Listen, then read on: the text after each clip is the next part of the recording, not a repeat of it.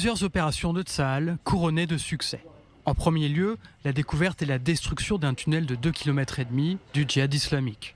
Cette base souterraine du groupe terroriste était un important centre de commandement, des ordinateurs portables, des armes et des documents prouvant que le djihad islamique opérait dans ce tunnel encore récemment ont été récupérés.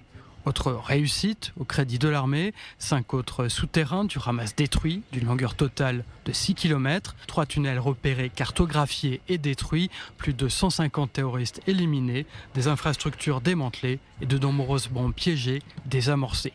Depuis plus de 2 semaines, une force menée par les parachutistes de Tsahal opère dans le quartier de Shujaya à Gaza City. L'unité d'élite est épaulée par la 7e brigade et le génie militaire et supervisée par le commandement de la 98e division. Lors de la découverte des tunnels, les soldats de l'unité Yahalom ont localisé des entrées de souterrains menant vers un système de tunnels ramifiés. Dans certaines succursales se trouvaient des cachettes et des centres de contrôle des terroristes. Dans l'un des tunnels, des armes et des documents offrant de précieux renseignements ont été retrouvés. L'opération à Shujaa s'avère très efficace. Les unités conjointes ont donc réussi à localiser environ 9 tunnels importants en seulement 12 jours.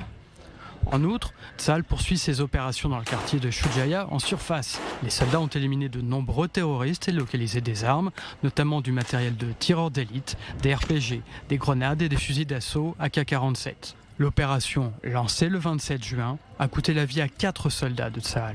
Dans le sud de la bande de Gaza, les troupes israéliennes mènent des opérations ciblées dans la région de Rafah. Au cours de la journée d'hier, des dizaines de terroristes ont été éliminés lors de combats rapprochés et de frappes aériennes coordonnées avec l'aviation israélienne.